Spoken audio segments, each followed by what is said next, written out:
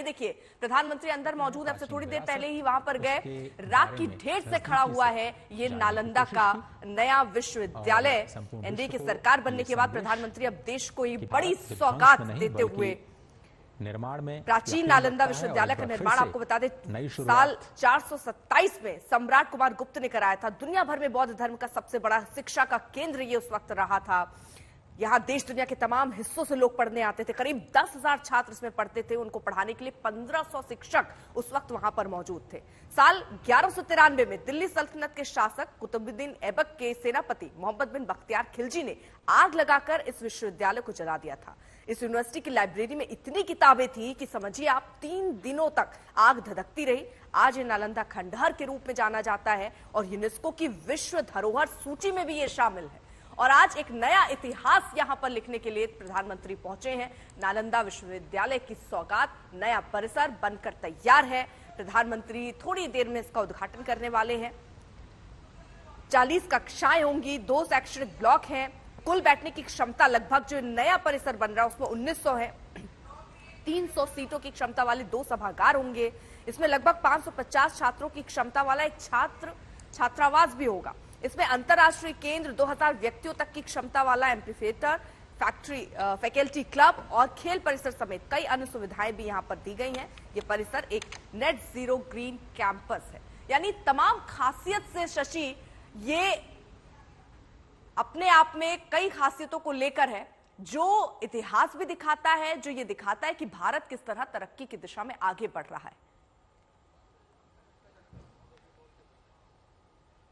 बिल्कुल, इसमें कोई दो राय नहीं अर्पिता। और देखिए, अगर हम इतिहास में जो अलग अलग चीजें या जो पढ़ने को चीजें मिलती हैं, खासतौर पे नालंदा विश्वविद्यालय के तौर पे और बख्तियार खिलजी को लेकर के जो कहानी है सामने कि आखिर उसने क्यों इस पुराने नालंदा विश्वविद्यालय जिसका इतना बहुत बड़ा गौरव था और उतना बड़ा इंफ्रास्ट्रक्चर उस दौर में था 12वीं सदी में, उसको विध्वंस करने का फैसला क्यों किया। तो इसके पीछे भी एक बहुत दिलचस्प कहानी है।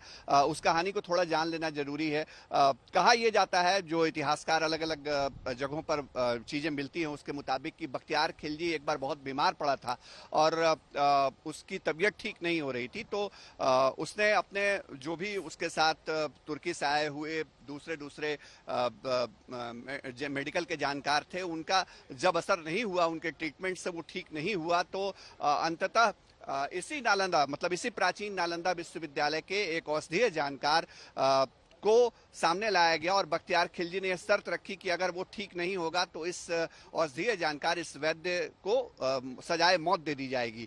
लेकिन हुआ ये कि उस औषधीय जानकार ने, वैद्य ने, एक पुस्तक पढ़ने के लिए दी बख्तियार खिलजी को और कहा कि इसके कुछ पन्नों को आप पढ़िए, आपकी तबीयत ठीक हो जाएगी।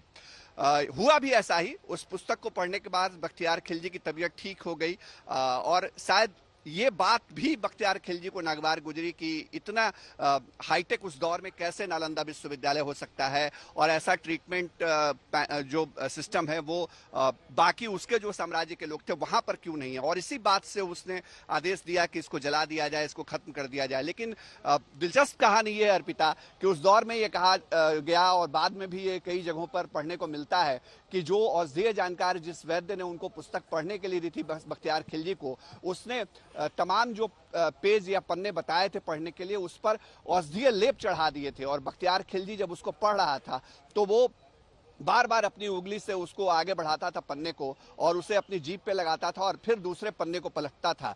तो इस तरह से जो अवलेह लगाया गया था उस पुस्तक के ऊपर, वो अवलेह बख्तियार खिलजी तक पहुंचा, उसका ट्रीटमेंट हो गया और वो ट्रीटमेंट से ठीक हुआ। लेकिन उसने उस नालंदा प्राचीन विश्वविद्यालय को एक तरह से डिमोलिश कर दिया। तो अब देखिए अब नया परिसर मिल रहा है, नई सौगात लेकर प्रधानमंत्री बिहार पहुंचे हैं।